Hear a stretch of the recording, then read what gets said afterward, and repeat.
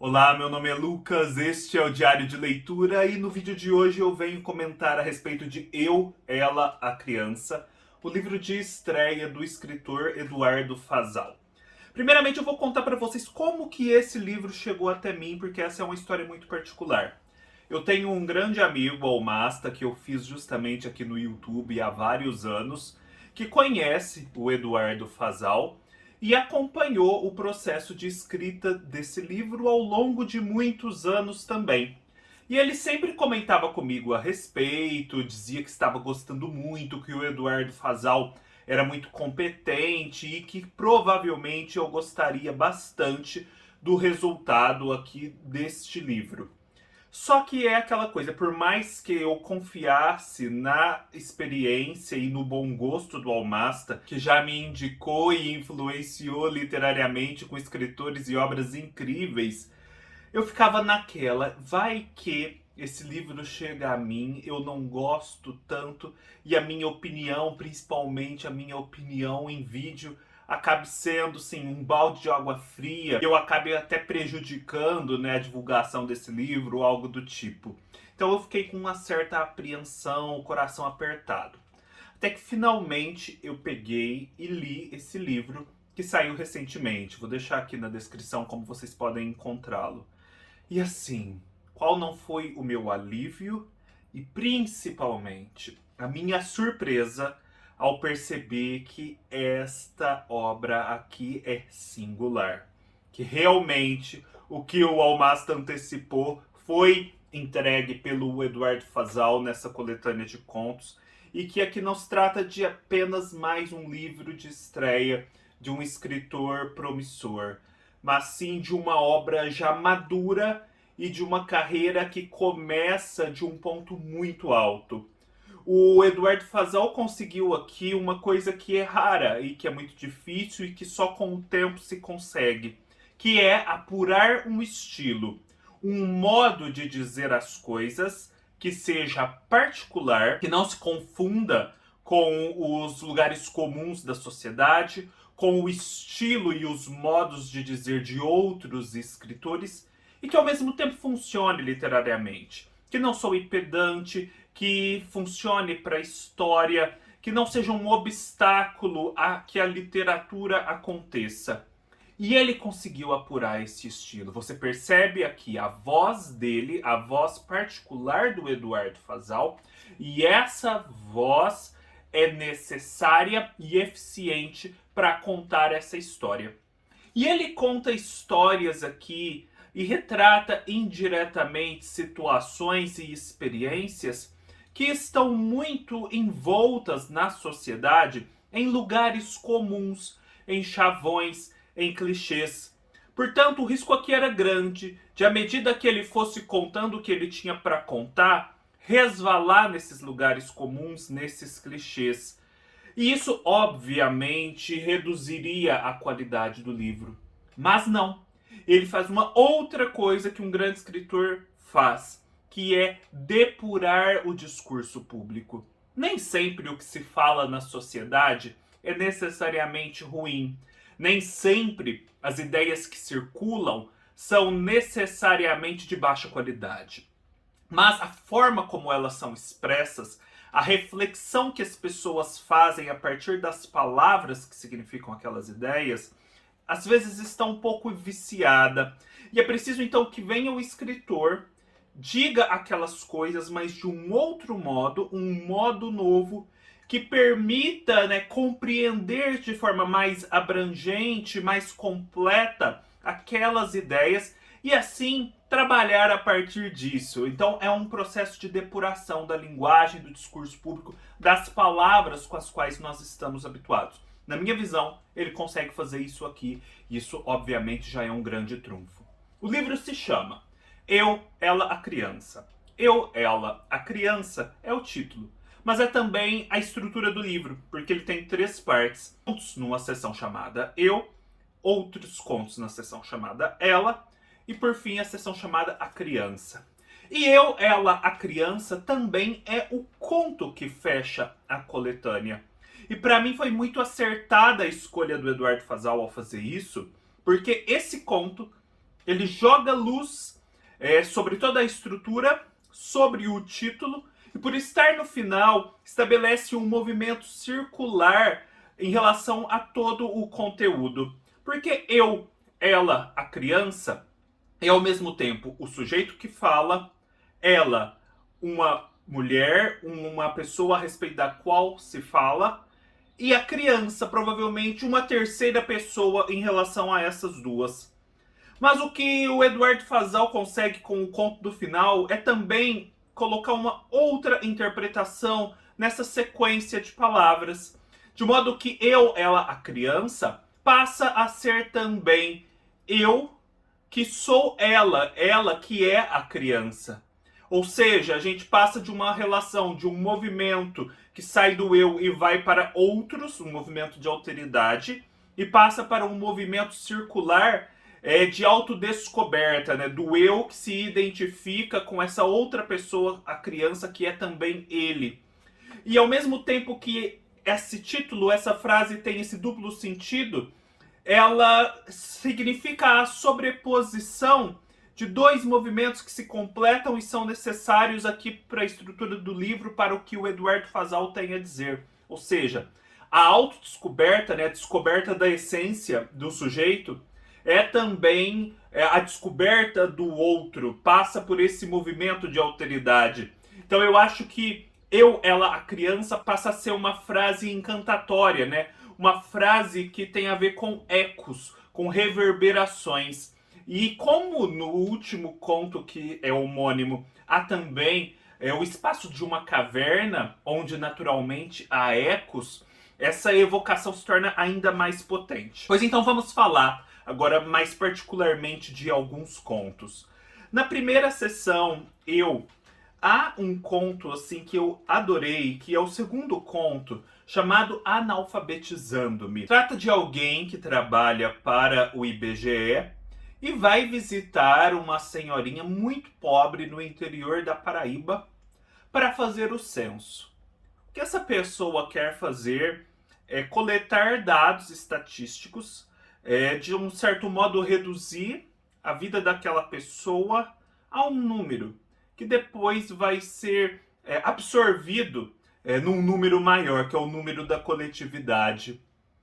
E quando esse moço chega lá nessa casa, começam a acontecer fatos e conversas que vão desviando do propósito original, que é o da simples coleta matemática, para a percepção de que aquela vida é muito mais do que esse número, mas ao mesmo tempo não é tanto. É simples, parece ser reduzida a poucos fatos, a poucas emoções. De modo que parece haver até uma identidade entre o número exíguo e aquela vida tão pequena. De todo modo, a gente conclui que, ainda que pequena, ainda que simples, a vida ela ultrapassa em muito a simples redução numérica. Gente, esse conto é super curtinho, como vocês podem ver, mas o Eduardo Fazal consegue suscitar em você esse tipo de reflexão com poucas palavras. Depois veio o conto que já me rendeu logo no início, que se chama O Dedo de Prometeu, é também o meu. Basicamente é uma história meio insólita de um rapaz que tem o dedão um pouco maior, o dedão do pé, e por isso ele vive machucando esse dedo. É como se esse dedo avançasse à frente dele, tivesse uma vida própria e se colocasse em situações de perigo e nessas situações se machucasse, e no final, por conta do dedo dessa parte, o todo, o homem que tem o dedo, sofre. Como o título é muito sugestivo, O Dedo de Prometeu, e eu gosto muito dessa ideia prometeica, dessa visão prometeica do ser humano, ou seja, do Prometeu que precisa roubar o fogo dos deuses para elevar os homens a uma nova condição e por isso é punido, eu percebi aqui uma dinâmica em que Prometeu está para os deuses, assim como o dedo está para esse ser humano inteiro que o tem. De modo que, no final, é preciso que essa parte rebelde ela se lance numa aventura, ela se lance no perigo e machuque e arda e sinta dor. E essa dor, ela é a dor do ser humano inteiro. De um certo modo, o doer, o arder, o machucar-se faz parte da essência do ser humano. E os deuses invejam essa situação precária da humanidade, porque eles não conseguem viver o mesmo. E de certo modo punem Prometeu, e não só pelo fogo que é roubado, mas também como um despeito, né, por esse ser humano que é inferior a eles, mas que detém uma capacidade única que eles não têm, que é a de sofrer, que é a de padecer, que é a da transitoriedade da vida. Eu acho que toda uma leitura prometeica desse conto é possível e eu fiquei assim fascinado porque eu gosto muito do tema. Na segunda parte, há um outro conto chamado Tabu. É um conto em que há um vilarejo à beira do mar. Aquele mar oceano, ele é indômito, ele é caprichoso. As pessoas dependem dele para viver, mas ao mesmo tempo ele mata. E acontece ali um episódio insólito de um casal em que o esposo é pescador, vai para o mar, não volta mais. Essa mulher se torna viúva, porém esse homem de um certo modo reaparece sob a forma de uma estátua feita de corais. Essa mulher trava contato com esse marido nesse estado e uma série de acontecimentos é disparada. E o que prevalece aqui, na verdade, é o capricho do mar. O capricho do mar que vai pautando aquelas vidas e que, quando quer, consegue dizimá-las, simplesmente. Então há um tom encantatório e no qual também é possível fazer uma leitura aí de mito grego por conta da ubris, né? Ubris ou ibris, como alguns dizem, que é aquela desmedida do homem que parece estar sempre sendo vigiada pelos deuses para poder ser punida. É como se os homens tivessem uma demarcação da sua linha de ação muito exígua, muito estreita, e sempre que passassem dali, sempre que ambicionassem passar dali, seriam punidos. No caso desse vilarejo, sempre que se desenvolvessem em desmedida nos seus atos e gestos, essas pessoas seriam punidas pelo mar, que é caprichoso, que é arbitrário e que pode acabar com elas em um instante. Outro conto lindo é um conto chamado Espera, em que nós temos uma senhora sentada em seu estado de decrepitude. E parece que na mente dela vão se sucedendo as diversas fases da sua vida, de modo a que naquele lugar, naquela cadeira, se encontre o ser humano por completo, que finalmente vai praticar o seu gesto final, que é encontrar-se com a morte. Eu vou ler um trechinho aqui para vocês entenderem do que eu estou falando, da beleza desse conto e pegarem um pouco do estilo do Eduardo. Na página 61. Sentada na poltrona há uma senhora paciente, paciente porque no interior daquele quarto ela a espera. Espera. Um leve piscar de olhos. Cabelos brancos resistem. Somente uma velha. As rugas de sua memória a fazem esquecer. Como havia chegado naquela casa, quarto, poltrona? Ainda era capaz de caminhar então? Ou sempre estivera neste lugar? Extensões de seu corpo, de sua arquitetura. Sua pele é feita de amnésia, seus lábios de silêncio. A pele apenas contorna, mal separando-o de dentro do de fora. Exibe veias, delineia ossos quebradiços como vitrais mosaicos. Os lábios, secos e severos, repletos de sulcos, se invadem selados, tornando-se único, trancado. É fechadura sem porta. Ignora o ambiente que a rodeia. Recusa-se a mover seus olhos para os lados, o rosto para trás. Aquele inútil adereço, sua identidade contraída, já se vai, tardia. Ela quer estancar o rio, fazê-lo lago, secar o lago, sobrar terra, cavar nela um buraco e lá enraizar-se berço. Na terceira parte, A Criança, há um conto que é muito significativo para o plano mais geral da obra, mas que destoa um pouco por ser engraçado. É um conto chamado A Conspiração, em que há um menino, que ele é o irmão do meio, há um irmão mais velho e um irmão mais novo. Em determinado momento, a mãe diz que o pai vai fazer uma vasectomia para não ter mais filhos. E ele ali, naquela condição de irmão do meio, um entre-lugar pouco definido, no qual há muita incerteza, começa a pensar que aquela operação, na verdade, vai levar à sua morte. O pai não quer ter mais filhos, portanto, os filhos que já nasceram também serão dizimados. E ele começa a elocubrar um monte de hipóteses sobre como isso vai funcionar, baseado inclusive no que ele entende a respeito do nascimento dos bebês. É muito bom. Depois tem um conto lindo, muito bonito, imageticamente muito poderoso, chamado Quadro Branco Giz Dourado, de um menino que vive apenas com a sua mãe numa casa de palafita. Palafitas são aquelas casas construídas sobre as águas de tal modo que as águas não subam e não invadam a casa.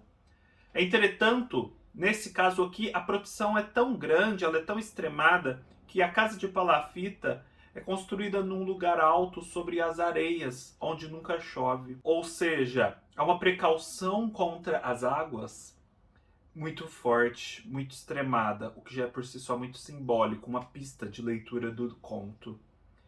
E aí essa mãe precisa trabalhar e deixa o filho sozinho nesse lugar alto, envolto por um deserto, uma espécie de deserto. Em determinado momento, várias coisas vão acontecendo com esse menino. O conto todo tem uma atmosfera assim muito de fábula e muito interessante para ser lida como um processo de amadurecimento. É belíssimo. E por fim, a gente chega ao conto que fecha o livro, sobre o qual eu já falei um pouquinho, que é Eu, Ela, a Criança, que é a história desse sujeito, meio que desde que ele nasce, depois se apaixona por uma moça, esse amor tem um desfecho dramático, um desfecho nada bacana, e por fim isso leva a um luto, a uma crise e a necessidade de reencontrar a sua essência. E vejam só como esse conto começa, que imagem forte, que pista importante para a compreensão do livro como um todo. Página 78. Era aguardado havia muito quando pela primeira vez avistei mundo. Meus pais, famintos por uma criança, ofuscados com a claridade de tanto afeto, afetados com o brilho de seu primeiro filho, o nascido feto, moldaram-me não para ser como o sol, mas a lua.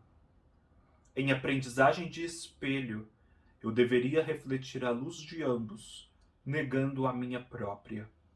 O formatinho dos meus braços, pernas e dedos, preenchendo os espaços vazios, encaixou-se perfeitamente nas fendas e fissuras. Um lugar reservado, antes mesmo de mim, para mim mesmo. Veem aqui a pista.